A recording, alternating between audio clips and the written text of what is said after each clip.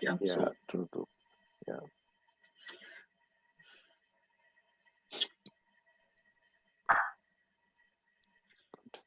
So maybe just to share a fact, Rosto, I work with Volvo, and then I've been talking to my management that I'm talking to or I'm attending a session with you. And then since Volvo has got a long relationship with Mindtree, Oh, I see. my Okay. boss, my boss Vijay Nair was quite excited when I told Ah, him that I'm talking to you. yeah. Small world, Okay. but good to talk to you. Absolutely. Very excited. In fact, I was exchanging messages with not the IT team, but with the Volvo India team, Kamal Bali, over the previous weekend. Yes, Mr. yes. Jairaj, sir. Namaskara. Hey, Rostov, Namaskara, sir. the Oracle speaks today. No, in front of people like you, we are all like. How are you, my small. dear? I'm fine, thank you, sir. How are you? I was telling Captain Nagaraj Subbarao, you selected the right person to speak and inspire everybody. You are too kind. You are too kind. You should have had his wife also with him because she's an extraordinary woman also, just as Rostov. Oh, thank you, sir. I'll pass it on to her. Please do that. Please convey my regards, Rostov, and happy Will New do. Year. Will Maybe we do. can connect sometime, brother. Absolutely. You tell us. Happy to catch up. Happy to We catch have up. lots to talk about, and Purnima has been asking about you also. Yeah. Yes. Yes. We haven't seen in a really long time. We haven't connected in some time. Yes. good evening, sir. Hi, Captain. Just chatting up with dear Rostov. Yes, sir. Thank you for sort of joining, and No Sir, problem. good You're in good company. yes, sir. Rostov still staying in the same place? Exactly, sir. Aliaskar Road, DMSC. Aliaskar Road. Right. Same place. Okay, great. Become too fond of this place. Difficult to move. Yeah, it is. It happens. Yes. Yes. How are Tanya, Aditya, all well? All well, Rostov. Aditya is in the US. We exchanged some messages. He's taken some new responsibilities in Nissan. Yeah. And Tanya is here. She works with an NGO. Okay. She's here, and we live now in North Bangalore, Rostov. We don't live in South. Ante, we live in this Vaishnavi Splendor near Oh, okay. Dollar Colony. Yeah, I know the place. You know the place, yeah. You Yes, must be yes, having yes. friends there. Ah, We'll connect. definitely. Great. I was very excited when Captain told me that you're going to speak today. Oh, We have a now full house, I think. now I have become more conscious. Hey, come on. We have a lot of young men and women waiting to hear you. You are too Over to kind. you, Captain. 7 o'clock. Yes, sir. Yes, sir. Thank you. So, Dr. DK, good evening. Good evening, Captain. Good evening, Rostov. Good evening. How are you? Very well, thank you. So, Captain, should we wait for a couple more minutes or get just started? wait for 60 seconds exactly. Okay. So we are at 140. We are rapidly climbing. So just wait for 1 minute and we'll start off. Okay, sure.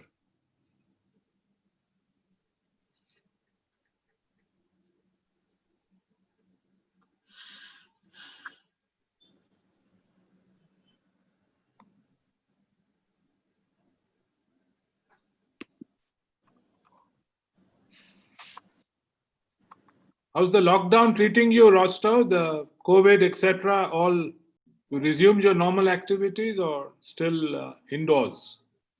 Primarily indoors, sir. I've taken space at a WeWork close to home. I just go there to work. Okay. But other than that, very conservative. I think for ourselves, plus we are also responsible for elderly parents. Correct. I know.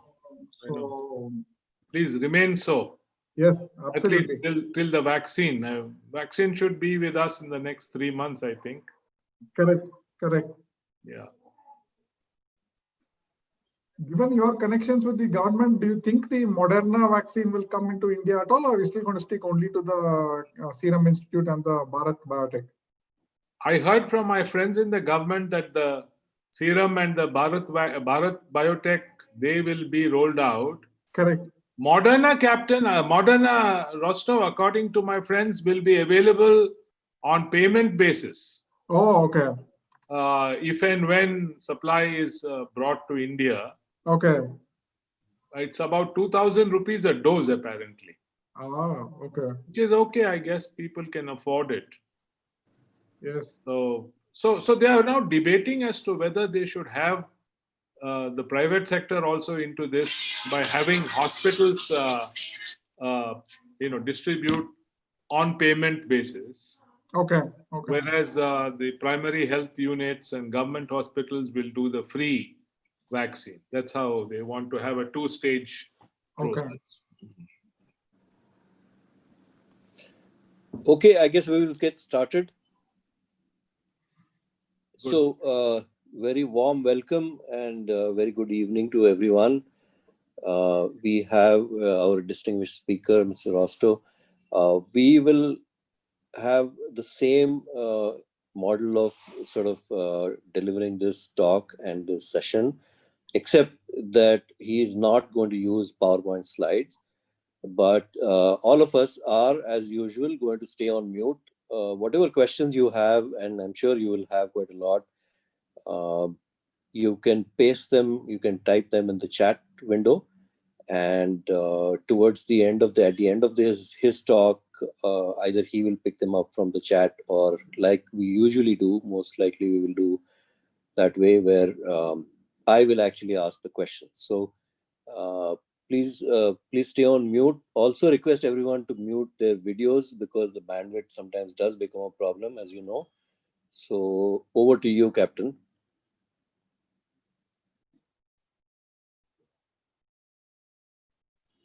Hello. Mimtiaz, you have to unmute Captain's audio. I think his Captain's audio is muted. Mimtiaz? He was talking just now. Yeah, done, sir. No, I think he got logged out. Now he's okay. Yeah. Yeah, hi. Good evening. Thank you, Dr. Dige. And good evening, everybody. We're truly privileged to have Mr. Rostow Ravanan on the Distinguished Speaker Series brought to you by Dayanand Sagar University, Bengaluru. Rostow is passionate about using technology to solve business and social problems and identifying high performers and enabling them to achieve more. Currently, Rostow is advising 2 institutional investors on their investments in the technology sector and a few startups in addition to pursuing other interests in the technology industry. Of course, as we all know, previously he was the CEO and Managing Director of Mindtree Limited. Rostow played a pivotal role in the growth and success of Mindtree since inception. As CEO and Managing Director, Rostow was responsible for providing strategic direction and achieving industry-leading growth, superior financial performance, along with high customer and people satisfaction for Mindtree. Prior to being chosen by the board of directors of Mindtree to be the CEO in 2016, he headed the Enterprise Service Lines Group and was responsible for growing Mindtree's European operations across both existing and new clients. Rostow also served as the Chief Financial Officer for more than 10 years, where he was responsible for finance and allied functions. In February 2007, he led Mindtree's IPO, which was amongst the most successful IPOs of the year. He also defined and implemented processes for good governance that led Mindtree to be ranked among the top 25 best governed companies in India. In this role, Rostow has won several industry awards. Rostow also played an active role in various industry forums, government task forces, and in Mindtree's efforts to be a socially responsible corporation. Before Mindtree, Rostow worked with Lucent Technologies as business value manager, responsible for long-term strategic planning at Bell Laboratories Production Realization Center in India. He started his professional career at KPMG Corporate Finance and specialized in strategy consulting, mergers and acquisitions, etc., across various industries. Rostow is an alumni of Harvard Business School and is a member of the Institute of Chartered Accountants of India and the Institute of Company Secretaries of India. He has also completed online courses on artificial intelligence conducted by Coursera and MIT. He will speak on building resilient organizations. I must also recognize the presence of our advisor to the board, Mr. Jairaj, who's on this show, as well as my distinguished faculty colleagues and students from across the Dayanand Sagar Group and elsewhere. Thank you so much, and over to you, Rostov. Thank you, Captain Nagaraj. That was indeed very kind. Sometimes one of the most difficult things is to sit through when your own introduction is being read. You feel so embarrassed there. But thank you. You were really kind. Thank you also to Professor Rahul, Mr. Jairaj, Anand, Professor Rajan, other DSU faculty members who are here today. Thank you for inviting me for this session. In many ways, I wish we could have done this in person. Because there's no substitute in many ways for face-to-face in-person interactions. But nonetheless, it's truly been impressive how technology and people have evolved to get close to the value that we could have got from an in-person interaction. In my mind, I see this as a matter of pride for the technology industry. This is an example where the tech industry reacted to a situation with speed, customer focus, business impact, all of the facts that, all of the facets that the tech industry, which I call as my industry, takes pride in. Like Captain Nagaraj said, I'd like to share some thoughts that I have developed over time on what does it take to build resilient leaders and resilient organizations. I'll try and sort of cover that in about half the time given to me and use approximately half the time to engage with you, hear from you what's going on in your minds. Maybe to start off on a lighter vein, before we get into the more serious aspects of today's discussion. I'm sure all of us have interesting stories from the lockdown. Some of us may have gotten closer to family during this period because you've all been at home together. Some of us may have learned new skills like cooking. I'm sure many of us have discovered lots of new serials, movies, documentaries, etc. on streaming media platforms like Netflix. Because at least if you look at the reported numbers, I think the Netflix customer base globally has probably more than doubled in the last 12 months. But here are two personal stories. The first, I'm sure of the people who are here, Anant and Mr. Jairaj probably know me the longest amongst this group, and they will attest to you that my weight and my waistline were almost constant for the last maybe 20 years. But this lockdown has ended up me falling off that discipline. I've gained both weight and inches during this lockdown, and now going through the painful process of trying to lose them.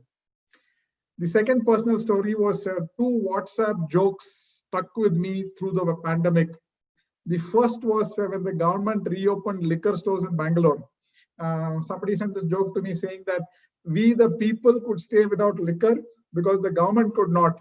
The government was losing too much of revenue.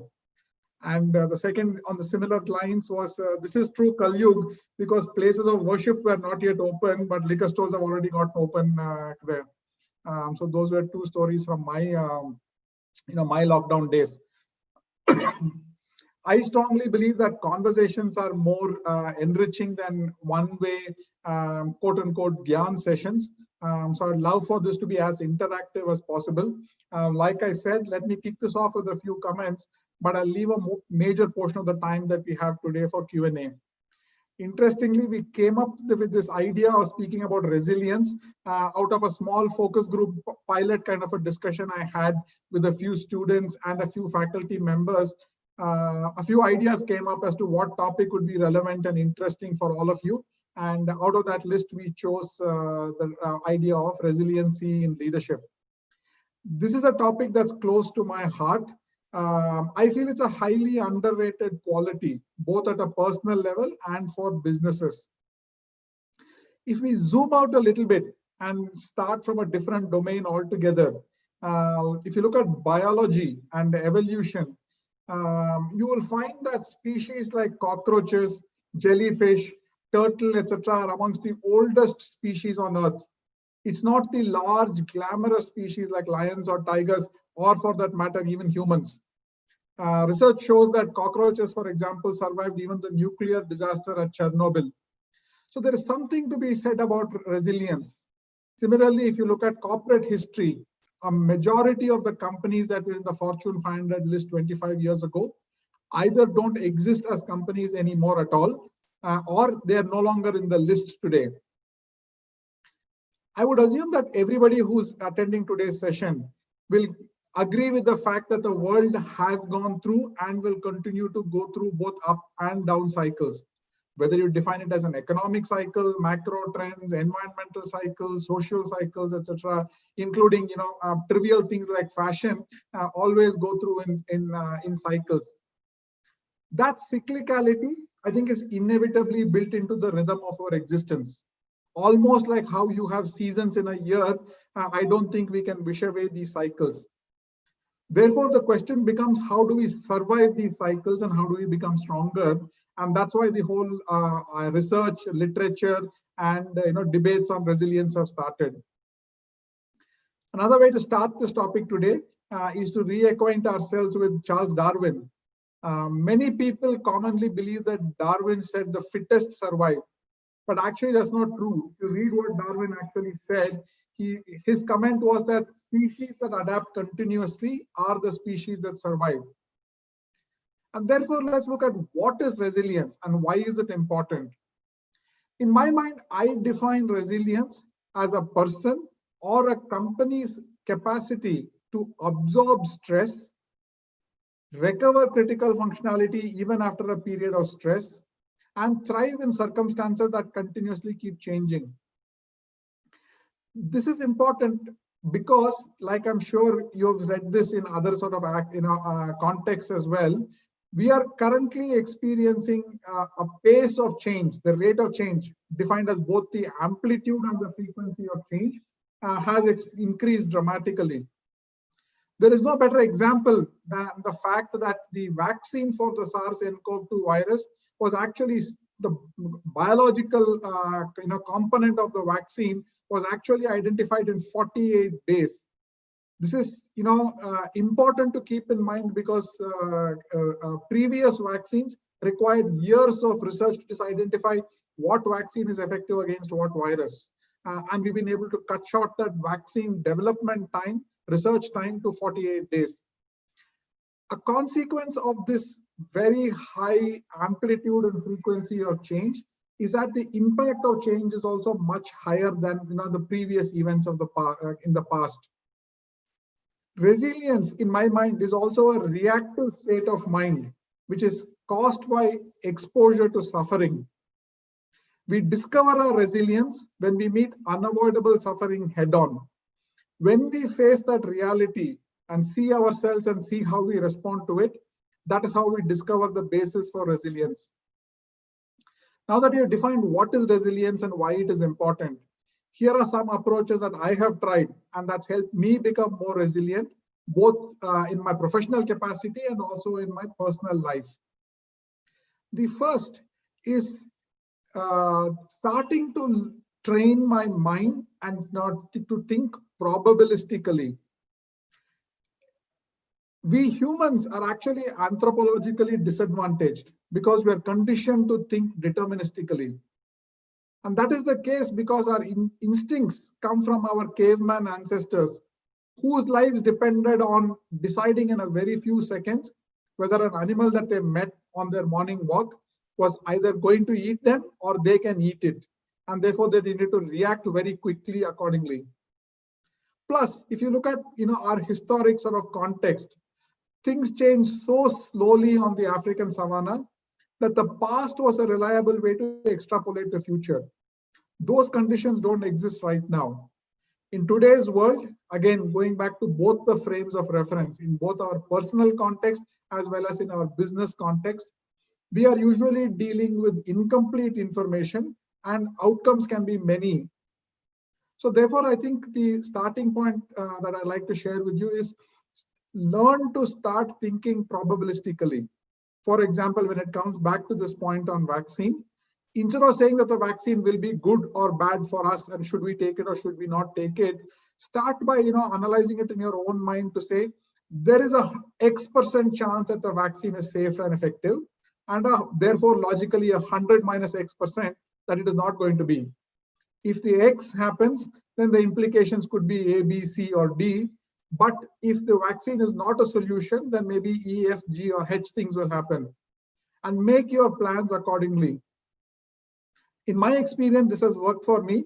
Whether, for example, it's a bid that I'm pricing that I'm going to make to a client, or whether I'm evaluating an M&A opportunity.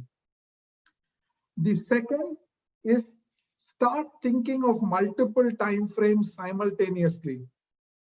Too often, we suffer from this recency effect as a human sort of gene. We suffer from this recency effect, and we extrapolate from short-term events and make decisions for the short-term future.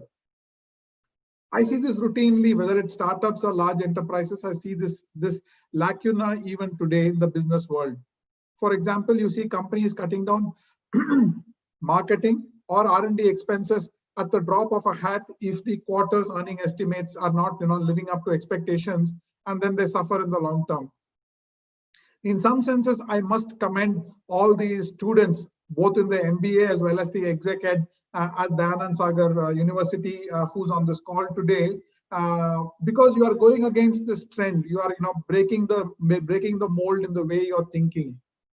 You are investing in yourself, making both the cost and the time trade-off, which is against you today, but it will pay you in the long run because you're picking up new skills while you are at DSU today. And as I'm sure you will realize, any investments you make in yourself will actually give you an infinite payoff.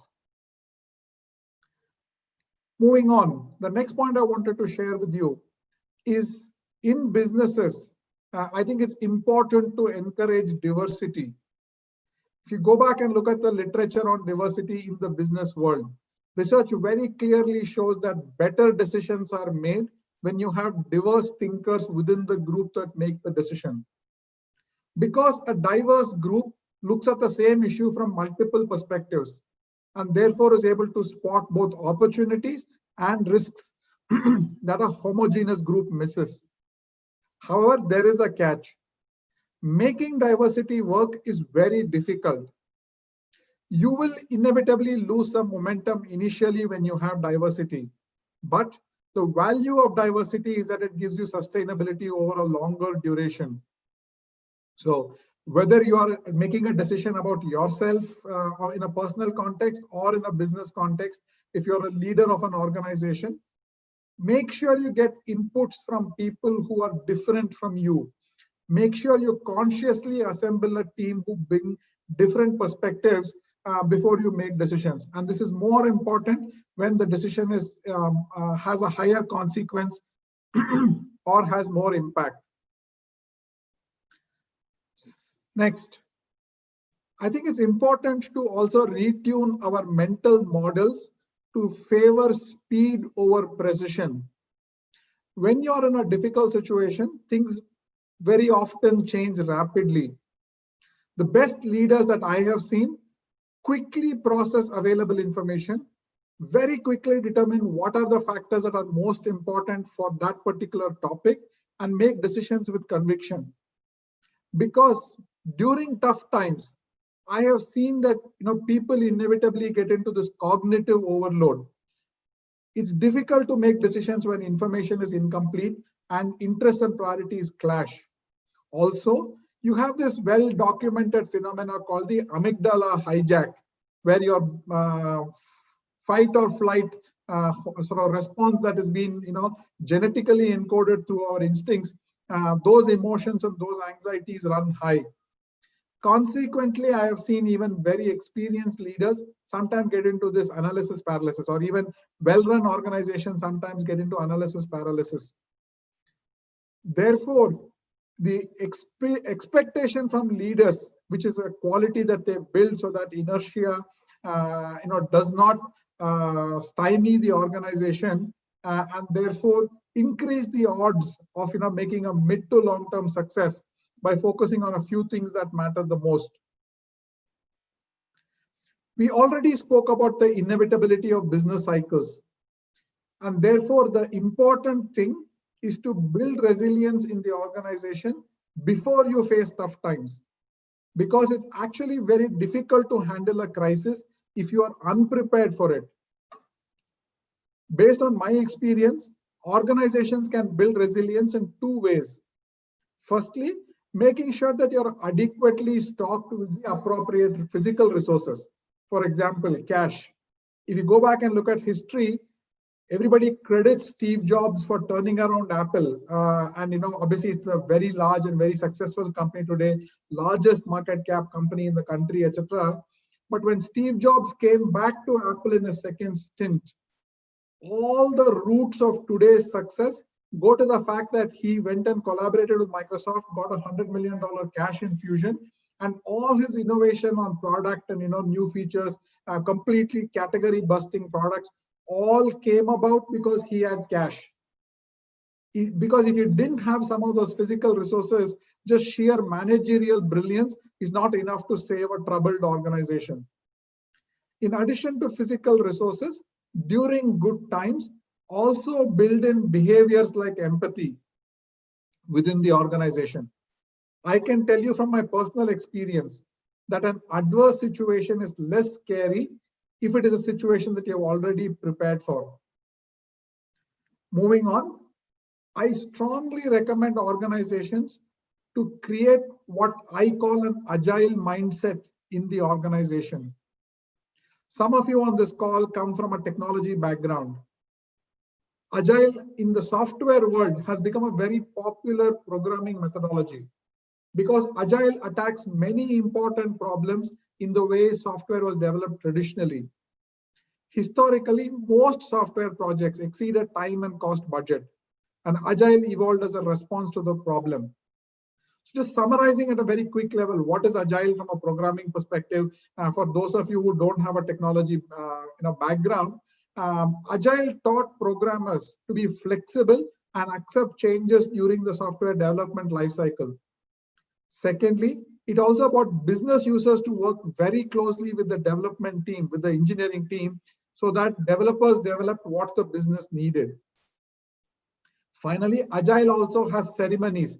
For example, daily stand-up meetings, which ensured that developers made commitments publicly, so that missed commitments also meant a public loss of face. Therefore, accountability by teams for results improved. Some of these factors are very easily transplantable into the business world as well. For example, using some of the lessons from Agile, businesses can attempt multiple experiments simultaneously in small pilots, see what works and scale up what works.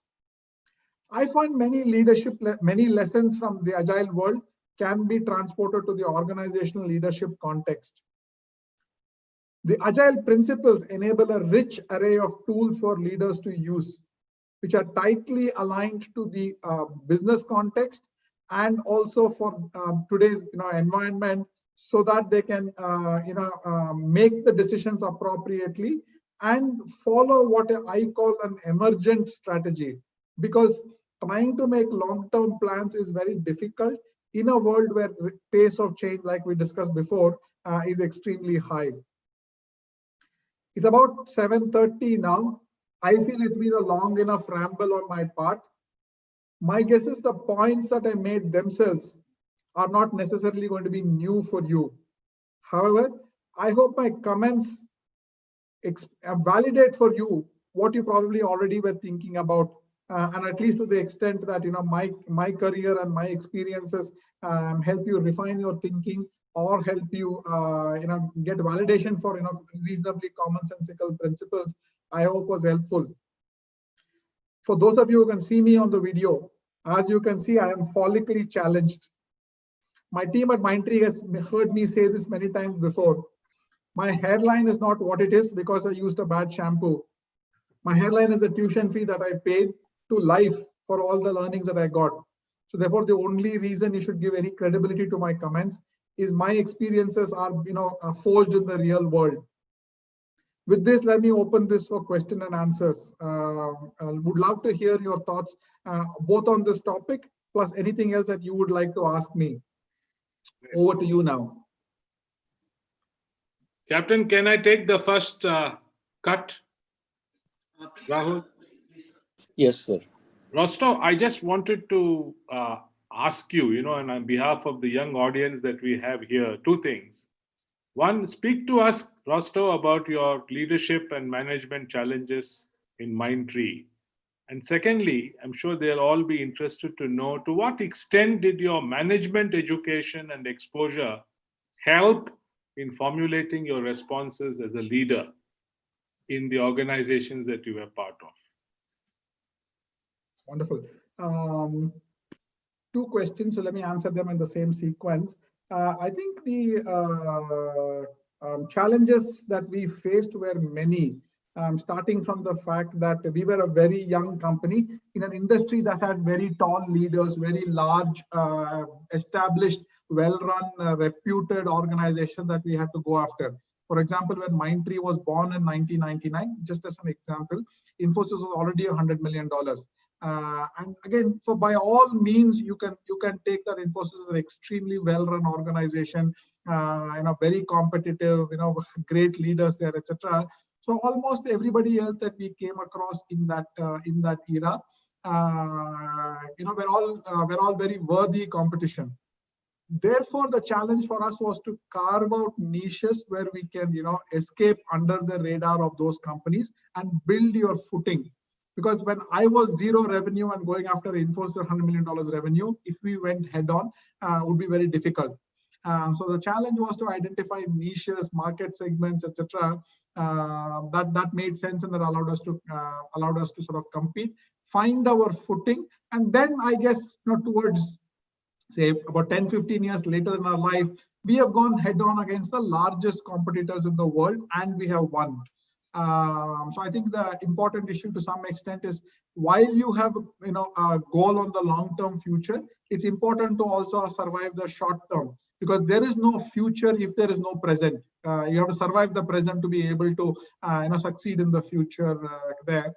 So consciously staying in terms of what the market expectations are, competition, and creating a niche for yourself, I think was a challenge in a highly dynamic industry that we went through. Secondly, inevitably organizations go through a lot of turmoil. For example, even before we were 1 year old, 9/11 happened. The internet bust happened. As a completely e-commerce focused company, it was something which we did not anticipate. So we had to react to those things very quickly in terms of the cost from a people perspective and so on and so forth there. So managing some of those external events was a challenge there. But the learning that we got from all of those is the hard things in life, whether it is business success, profitability, revenue growth, new offerings, marketing strategy, all of those are predicated upon the soft things working well. The culture of the organization, the high performance sort of orientation, the high caring kind of a culture that we had. I think the hard successes came because we took care of the soft things. I think it is everybody talks about the importance, for example, of culture. No less a person than HBS professor Michael Porter says, culture eats strategy for breakfast. So everybody knows these truisms, everybody reads them in management literature, but very few people actually pay attention to it. In my mind, I think the quote that is very stark in my mind is Reed Hastings' new book on No Rules about Netflix. But it actually says culture is what in an organization people see as what either gets them promoted or gets them fired. If you don't pay attention to the soft things, the hard things become that much more harder. So those are some of the, I would say, quick sort of top of the mind comments on challenges and how we handled it. Coming back to management education, I was maybe sort of in a different circumstance to many of the people on this call, Mr. Jairaj, because I went through a management education much later, almost maybe 15, 16 years, so maybe whatever, yeah, about 15 years after Mindtree started, I went through a management education. But at least in my context, I gained tremendously from it. Because in my context, I also went through the HBS program at the time when I shifted from being a functional leader to a business leader. So for example, while I was at HBS, I attended courses on marketing, which I've never done before, which I've never experienced before. I had no clue on that. For example, one of the things that I learned is how do you set up sales incentive structures? What sales incentive structures drive what behavior? Functional, practical aspects like that, which I had no past exposure in, came to me because of the education that I went through there. And the second thing, which maybe to some extent is what I cherish today, more than the actual knowledge that I gained through the course, frankly, is the network that I built. And I'm sure you probably feel the same as well. Even whether it's your IAS colleagues or whether it's your HBS colleagues, I think the network that you build and therefore the support that you have. We have, for example, an extremely active group within my HBS class. Invariably, if you have a problem, you can post it to the group and somebody will answer it back for you. So my feedback to the students who are here is make sure that you build those connects, make sure that you build those bridges with all the people that you have in the class there. That network will be a huge source of support and encouragement for you.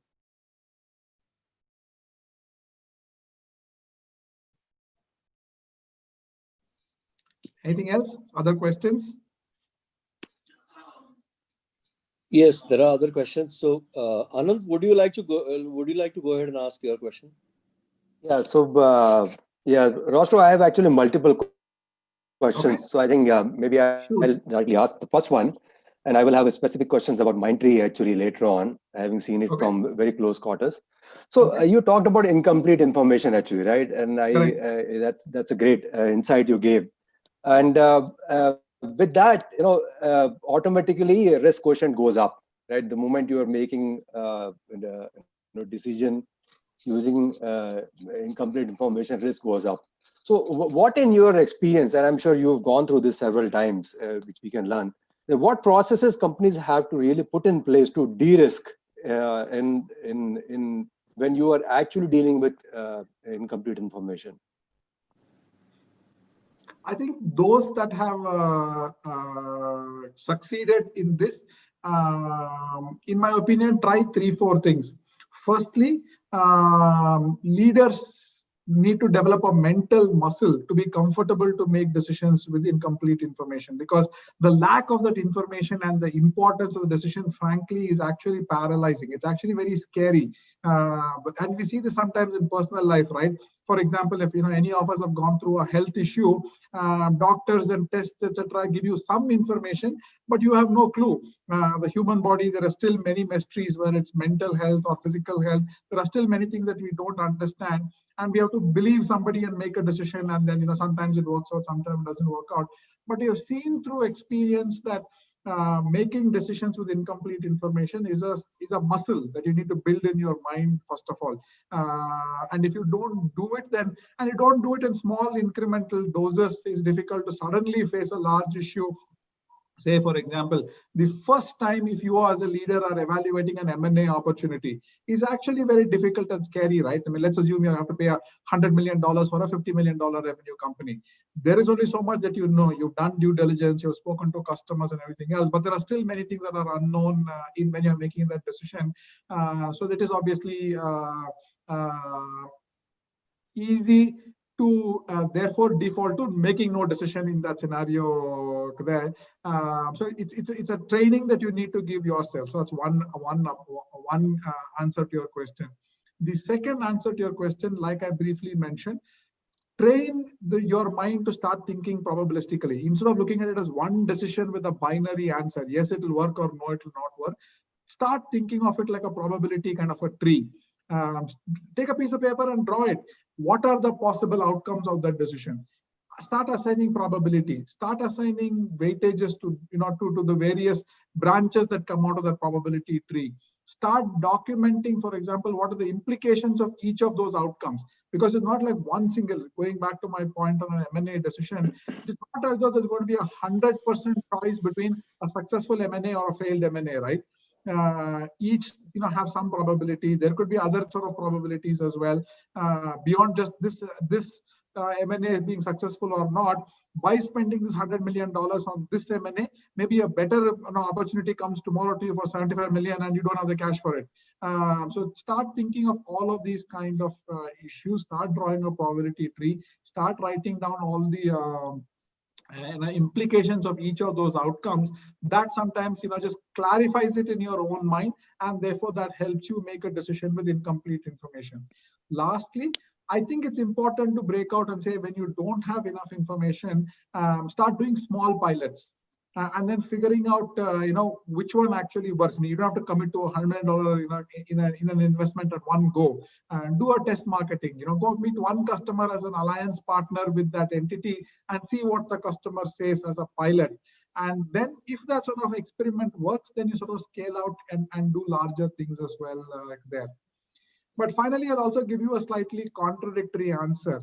And that is, sometimes it's important to develop mental pattern recognition sort of algorithms in your own mind to say, what decisions will you take with incomplete information and be conscious and live with the consequences of it? What decisions are so difficult or so complex that you learn to postpone the decision till you gather more data? And that is important to keep in mind, because very often I see groups, teams, leaders, etc., very quickly classify things binarily. And life is not like that. In my own experience, I have seen that the truth reveals itself in contradictions. For example, there's a classic argument that business leaders have with their teams on whether they should focus on growth or profitability. In my mind, those kind of binarities are actually very false. You need both growth and profitability. And therefore, you need to say, first of all, some pattern recognition algorithm in your own mind to say, this is a decision that I have to or need to take with incomplete information. But that is a decision I have to wait and get more information and only take the decision when I am better informed. So you also need to keep, I would say, 3-4 things in your mind when you have to face a situation like that. Great. I have one more, but I'll just let others ask question. I have one more, sure, which will take probably some time. Rahul, is there? Who wants to go next? Yeah. So actually, in continuation to the comments the general theme of your talk that you have mentioned, that we have in these times when you don't have complete information, but somehow. Sometimes I feel at times I feel that maybe too much has been made about decision making in the current situation, because storms like this, especially when it comes to business, do come your way every few years, every 3, 4, or maybe 6, 7 years at least, and the information is incomplete at most times. So are you referring to this situation, the current situation and leadership in that and decision-making in that, as a general way of operational principle that you have followed, or you are saying that in the current situation, that's something that we should be doing? Very good question. So maybe I was not clear.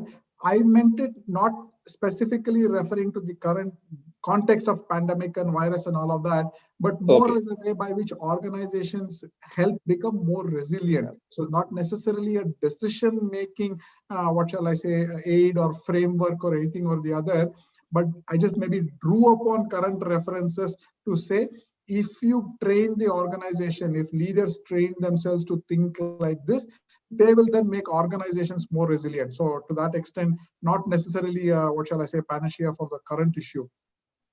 Right. Because, I think I have seen in organizations where I have worked, some of the really successful leaders actually, at times, in fact, discard what the data would be in front of them, knowing fully well that the people who gathered the data went about it in a certain manner with their own limitations, availability of data, reliability, and the analysis of it. and completely took completely into counterintuitive, not counterintuitive, the counter to the data decisions. Because like you said, I think they had developed over a period of time the mental algorithms to kind of figure out the patterns, which maybe sometimes don't show up in graphs or officially put together calculated percentages. And the larger decisions would, at times with some great leaders that I've worked with, they have shocked me. So yeah, I think I can relate to that. But then coming down to some sort of nitty-gritties, right? So there is a gap between, I think there is a difference between leadership and management in terms of roles. And given that, how do managers, I mean, if someone were to be a first-time manager, or maybe a second-line manager with a set of managers working with him or her, what sort of approach do they take? Because they are not the whole and soul sort of leaders, right? Leaders maybe have a certain degree of latitude in decision making, whereas managers have to have a 360-degree kind of stakeholder management job to do. So how do you I mean, does one distinguish between the two? Absolutely. Organizations to some extent have hierarchies, right? Whether it's government or whether it's military, whether it is companies, there is a hierarchy, and without that, the organization will be very ineffective, right? I mean, you can't have like a completely what shall I say, free flow kind of a structure as well. So organizations inevitably will have a hierarchy. So for somebody who's not the boss, but at some level junior to the, I would say, the key decision maker and people below that, I think for people in those levels, I think you have to fulfill two responsibilities. Sometimes you may have a cut of information or a perspective to the circumstances that the guy at the top or the lady at the top does not have. Those people who are in the middle, maybe they're closer to the front line, maybe they're closer to what the mood of the organization is, maybe they're closer to what the customer feeling is, etc. And therefore, they have to circle that information to the people who are going to make the decision. If they have information, don't pass it along, then they're actually doing the organization a disservice, because the guy at the top may end up making a decision with incomplete information. But the organization as a whole may have more information than what one individual has. So for example, if you're in the middle of the organization, the organization is in the middle of a crisis, why don't you document all the issues that you see? Even if you don't have solutions, implications, inputs, whatever that you have, document it and share it with a larger group, so that that information that is visible to you or known to you is also shared with a larger group there. Because then you can collectively draw upon the resource of the organization beyond just one person's intelligence or awareness or anything or the other. So that's one service that you can do to the organization. The second service you can do to the organization: understand the full context of the recommendation that comes to you. Don't become, I would say, quote unquote, like a post box. Your boss told you to do something, go ahead and do it to the rest of your team, because then you lose the respect of your team. You are in the middle of that chain. Somebody is above you and a group of people are below you. Just natural for people who are in the middle of their careers. Make sure that whatever decision gets passed on to you, you think about it, reflect on it, ask all the relevant questions, so that when you pass on the instructions back to your team and the team collectively works on implementing that decision, everybody has the full context. Why was the decision taken? What are the outcomes that are required?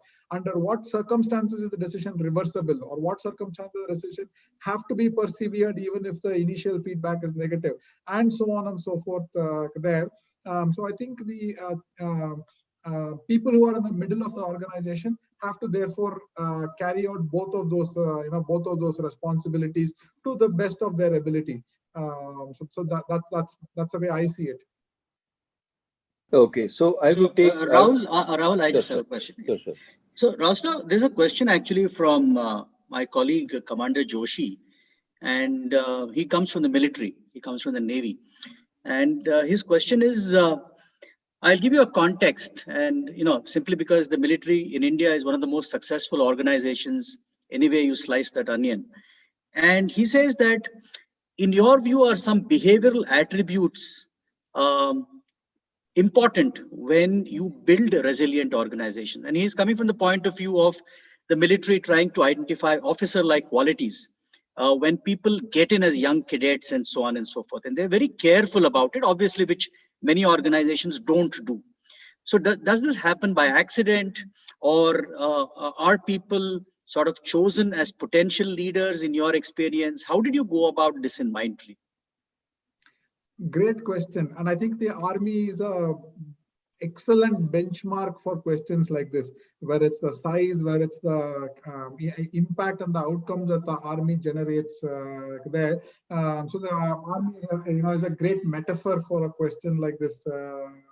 And again, like I said, both through friends and through research, I would say like a reasonable understanding of what the Army goes through. Obviously, it will not be as detailed as somebody who's been through the entire process. But if I just abstract, your question with the full consciousness of the framing of that question, I think some qualities of resilience are determinable. There are, great research that's already done.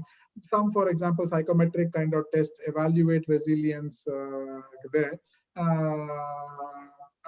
Because at the end of the day, it's a, in some senses, I will loosely define it as a skill, right?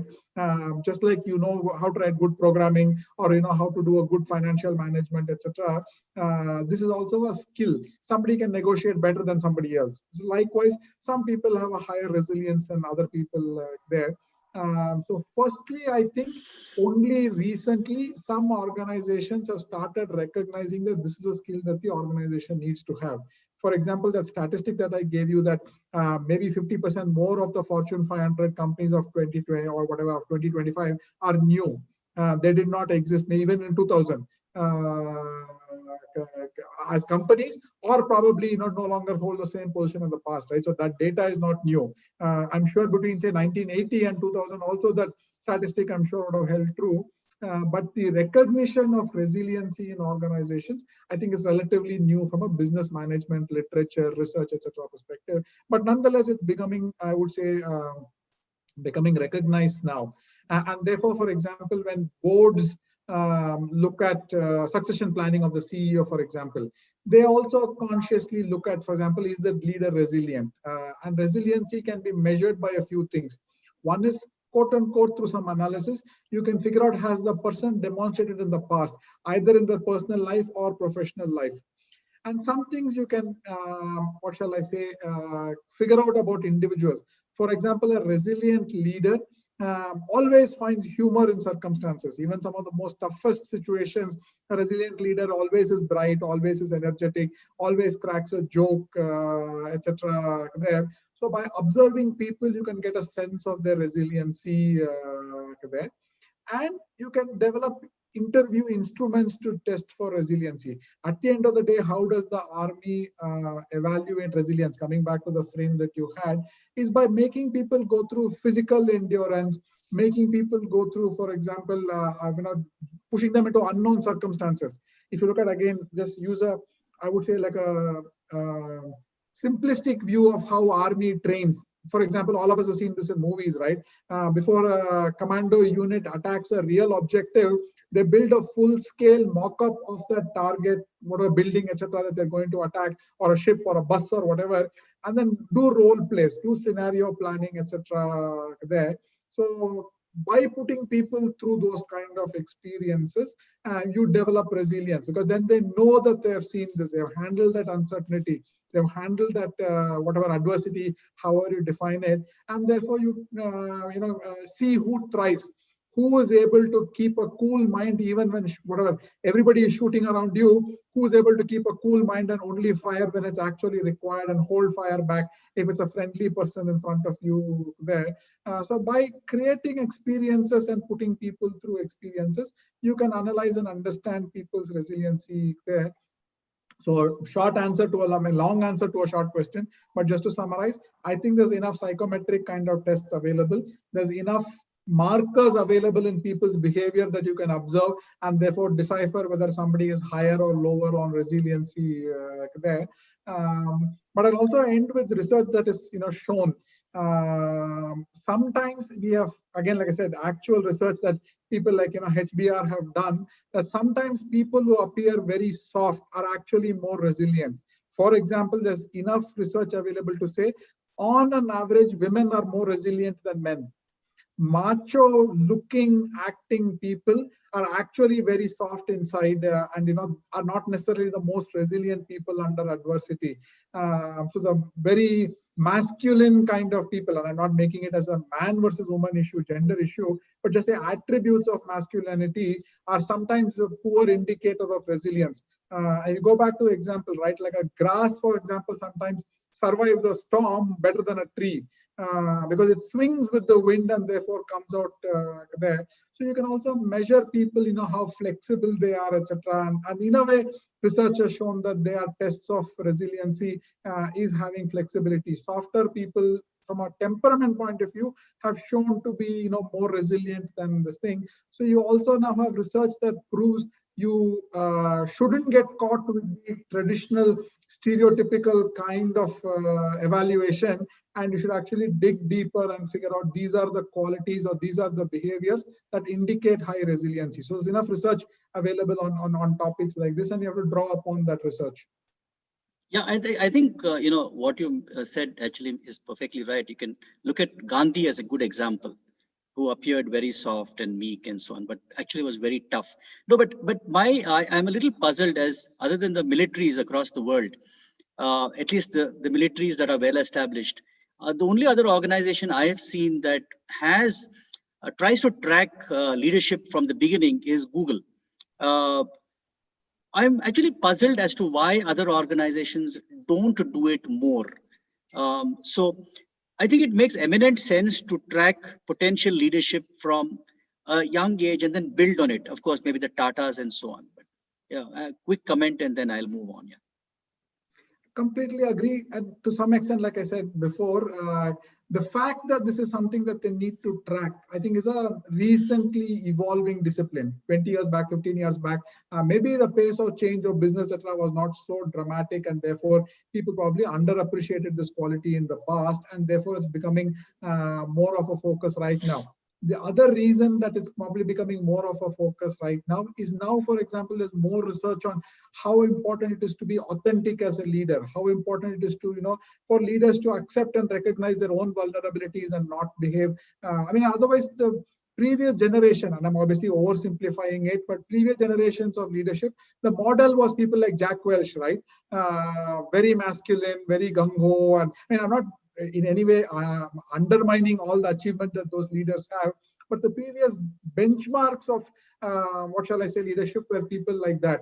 But today, for example, you find like a much softer person like a Mr. Premji, as an example, Azim Premji, as the more appropriate what shall I say, leadership attributes of today's environment. So you also now beginning to see research like that. By any means, I'm not, like I said, not trying to downplay the achievements of people like Jack Welch, but it's also an evolution. So today the softer leaders like a Mr. Premji are now becoming recognized and being celebrated today, because you realize that that is what it takes to survive and thrive and become successful in today's organization. Fantastic. Thank you. Right. So there are a couple of other questions. One is from Professor Padmalata. You made a mention of technologies. As an example of being nimble, agile, and adaptable to be resilient. So her question is: other than agile technologies, what are there other technologies that organizations are using, are essential in organizations to be more resilient? Great question once again. Obviously, this requires a much longer conversation, because I don't think it's an issue that you can solve within a 1 minute, 2 minute thing. But at a very apex level, I think the two technologies that are essential to build resilient organizations are tools that allow very quick, very intuitive collaboration. Because if the world outside is changing, your organization is in trouble, and so on and so forth. If you have invested in both the technology and the training of that technology, that generates more collaboration in whatever form or fashion. For example, like a Zoom or a Microsoft Teams or Slack or whatever. But technologies that drive collaboration then helps bring the best minds to solve that particular problem when that problem is needs to be addressed there. The second technology sort of platform or whatever solution or whatever you want to call it that needs to be in the organization is a way to capture organizational learning through some form of a very robust knowledge management mechanism, where it's an internal kind of a portal or like a Wikipedia or or whatever, because organizations will go through these challenges cyclically. Today you've been through this. In 5-6 years from now, people who have handled this, etc., may no longer be in the organization. The next challenge will come, and there'll be a next generation of leaders who are tackling it at that time. They need to know how the organization handled past challenges, what worked, what did not work, etc. captured in the institutional memory. So some form of, I would say, very intuitive, easy to use, referenceable, archive knowledge management system needs to be in place in organization. If you go back to the question that Captain Nagaraj asked, why is Google so quick reaction, nimble, etc., both to spot opportunities and also to address problems, is because they invest in platforms like that. So internally, for example, in Google, if somebody is writing a proposal, a customer is objecting to a proposition, etc., they can very quickly go back and learn from the organization. Has anybody else faced this problem? How have they solved it, and so on and so forth there. So the more you build systems like that to capture learnings and make it institutional, and that is clearly a technology problem. So for example, you have like a very efficient Wikipedia type of thing in the organization to capture learnings and encourage people to post them, encourage people to learn from them, etc. Those are two, I would say, very top of mind kind of answers that I have on technology that can help organizations become more resilient. Great. So I think you started by looking at taking a quick look at how maybe we have evolved in a certain way, maybe in the wrong direction, to react too much to minute or micro changes, right? And maybe hence missing the macro picture. But there is a interesting extension of that Sachin has asked, which is, why is it that microcosms or viruses are able to mutate, and we are not able to adapt, and we are not able to reverse maybe or change our immune systems? So I know maybe this is bordering on maybe virology or biology, but whatever best you think is your views on it would be helpful. I actually would possibly differ slightly with this, with the sort of theme of this question. I actually think we have shown, collectively, humanity has shown immense adaptability and what shall I say, ability to respond to this crisis right now. Both specifically with the actual question, if you look at the immune system, again, I'm just obviously oversimplifying, and there's a risk of oversimplification. If you look at, for example, the infection rates, death rates, etc., in a country like India, are far better than, for example, some Western countries. Maybe because our immune systems, the environment, the pollution here, or maybe it was the BCG vaccine that all of us took, or whatever. Generally, obviously, at a very, very macro level, we find that Indians have handled this better than, say, Americans. I'm just using examples right now from the data available publicly. And again, I'm not trying to put up anybody or put down anybody there. So humans and our immune systems have evolved to handle this. While it is an issue and the sort of size of the problem, that 20% GDP fall in one quarter, all of those, what shall I say, facts, headlines, etc., scream for our attention. But in reality, the infection rates for our population or the death rates for our population are actually very, very manageable because, for example, our immune system has evolved over generations to be able to handle this crisis. So that's one way to specifically answer to that question. The second answer to that question on a slightly broader level is, why are we looking at their adaptability or etc. purely from a biological or an immune system virological kind of a perspective? Look at how much all of us have changed. All of you are attending classes on Zoom. Your teachers have evolved to teach you on Zoom, and the students have evolved to learn on Zoom. And I don't think learning as a whole has dramatically suffered, right? I'm sure it will not be 100% equal to the physical learning. I'm sure there must be a 5%, 10% kind of a loss in the transmission because you're doing all this on Zoom, both the teacher and the student. But I'm sure it's at least 85, 90% bridged, right? So you're still learning. So that's an evolution that we have done. That's a response that we have implemented within what, a few months. Last year, this time, January to 2020, all your classrooms were physical, right? January 2021, in 1 year, all your classrooms have become virtual, and you have been able to deliver both the content and the absorption of that content very highly sort of correlated to the physical world as well. Isn't it a response of the system to a shock?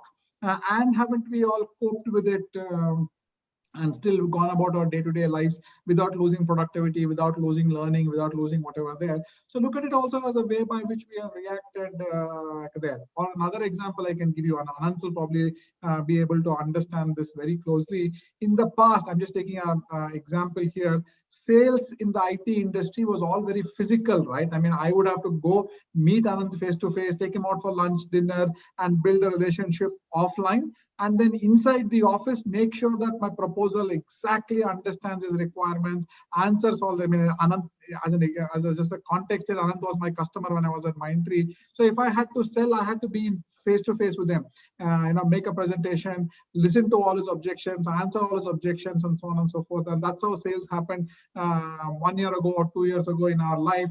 But today that sale is happening completely remotely, right? So even from a business perspective, organizations have been able to accomplish their goals. If you look at the financial reports of just say TCS, which is the only company that has reported so far for this quarter, extremely strong numbers, right? So that's another way to say our immune systems have kicked in and we are accomplishing what is expected of us in spite of the pandemic. So I don't agree that immune systems are, are not reacting as quickly as the virus is reacting. However, part of your question is right. There is a sequence. The virus attacks first and the immune system, responds to it. But that is just the nature of things, right? I mean, you don't build the antibodies before the infection. The antibodies just get produced as a result of that infection. So you're partly right to the extent that it is sequential. You just can't avoid it. You can't be resilient pre the crisis. But if you build the right strength within the organization or within the individual, you are able to respond to that crisis. So that's how you build resilience. Avoiding mistakes is not possible, right? Avoiding challenges, avoiding stress is not possible. How do you react and respond and grow from that instance is all leaders and individuals and humans and body and everything can all do is to recover from a stress, not to avoid stress. Right. So we will, I think we have crossed the hour, but there is just one last question we will take from Anant. So Anant, why don't you please go ahead? Yeah. So I also, if you have a hard stop, we'll let you go. But if you have, because I think this is a very relevant question, and I will be asking about Mindtree, having worked very closely with you. My question actually, a long one to short, is that resilience is something can be cascaded from top to bottom in an organization. And why I ask that actually is because I worked with you, I worked with other CEOs, right? And one distinction I found in Mindtree is that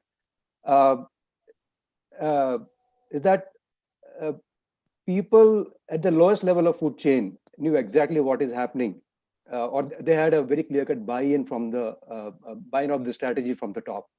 Right. So I wanted to understand, is resilience also in an organization also about cascading the strategy well and really earning that belief of the lowest level of employee? Completely agree. Great question, Anand. And I have a few more minutes, so I don't have a hard stop, so we can continue for a few more minutes there. I think it's a great question, and I endorse what you said 100%. It's easy for organisms or organization to respond when everybody has the same information simultaneously and everybody knows, for example, how this needs to be done. I mean, to the human body, for example, if say my hand touches a hot object, the hand immediately understands, process, reacts, and pulls the hand back, right? So what is touching the hot object? Maybe just a few cells on one end of my limb, but the whole body gets that information very quickly, responds very quickly, etc., etc. So similarly, in organizations, two things need to happen. Everybody needs to understand the goals, priorities, strategy, however you want to define it. You know, what direction we are heading, what goal we are chasing has to be known to everybody. Secondly, how are we going to get there also has to be known to everybody. For example, like you would have seen in Mindtree, culture, for example, was perceived by everybody. The fact that, you know, an ethical shortcut will never be accepted in the organization was known to everybody, both through examples of people who did it well and examples of, you know, where mistakes happened and what happened to those people, etc.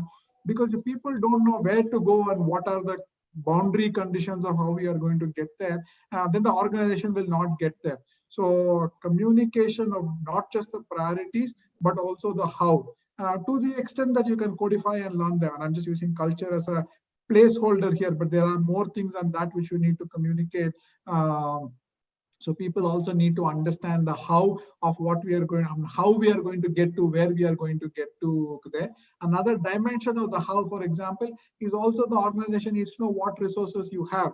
Otherwise, you may end up becoming too frugal unnecessarily. Maybe you can accomplish it faster if you know all the resources available to the organization there. So a conscious set of communication principles need to be in place so that the organization reacts, responds. And again, I want to bring back, resiliency is built in two ways. Partly, everybody understands that you need to face tough situations and overcome those, and how are you going to overcome, etc. But you also become resilient by spotting opportunities and attacking and realizing those opportunities as well, right?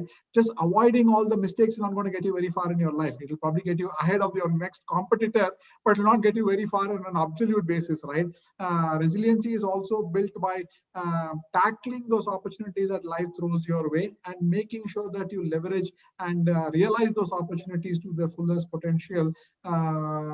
Again, like I said, I bring this up only because everybody commonly understands risk as something that's bad, something that's a problem, something that needs to be avoided, etc. But the true dictionary definition of risk is all that risk means is uncertainty. That risk could equally be to the upside. By taking a risk, you may actually gain something. So recognize that resiliency is a function of two things. One, making sure that you realize and seize all the opportunities that are available to you, while simultaneously avoiding mistakes, building the sort of strength to overcome challenges, etc. there. So look at it as a two-sided coin. Only if you see one side of resiliency, you're actually probably missing another dimension there. So that's the way, in my experience, leaders imbibed that, leaders followed that. And therefore, if you both talk the talk and walk the talk, organizations get it, and that's how organizations as a whole become resilient. Amazing. Great. Thank you, Rosso. I know you spent more than an hour that we budgeted for. Once again, thanks a lot. Very engaging, insightful session. And thank you for keeping it very informal. And I think that certainly helped everyone. So with that, I will hand over to Captain. Sorry. Just as before you hand over, I just had a couple of comments just to wrap up from my side. Once again, thank you, Anant, for pulling me into this. Always a pleasure. Very, very happy that I got a chance to do this with with all of you. I hope all of you found this session useful. Very happy to stay connected with all of you. A few of you have already reached out to me via LinkedIn. That probably would be the easiest way to find me as of now. Love to keep this dialogue going, and hopefully, like Professor Rajan, Captain Nagaraj, and Anant and I spoke a few weeks ago. Hopefully, we'll get to do another session with all of you in person at your institute, because there are a few other topics that came up that were all very, very interesting topics, and I'd love to get another opportunity to, explore those topics with you whenever time permits. But just before I sign off, leave you with two favorite thoughts what shall I say, mottos that I have. Firstly, for all of you, I wish that you stay inspired and be inspirational. And finally, as a lifelong Star Wars fan, may the force be with you. Over to you, Captain. Thank you. Thank you, Rostov, and may the force be with you too. Continue to be with you. Thank you. Thank you very much for being on the Distinguished Speaker Series. It's been an extremely insightful talk. We had about 210 participants who joined the webinar today. And I hope all of you participants have collected your certificate, the e-certificate. I must thank my team on executive education for putting up this fantastic webinar. Dr. Rahul Dige, Professor Rajan, Arvind, Mohammad Imtiaz, and Malti. Thank you, participants, and have a wonderful evening. And we will touch base again soon. For the last several months, we've had distinguished persons joining us from Berlin to Boston and Bombay to Bangalore. I would like to sincerely thank all our speakers. Thank you very much and good evening. Thank you, Rostov. Thank you. Bye-bye. Bye-bye.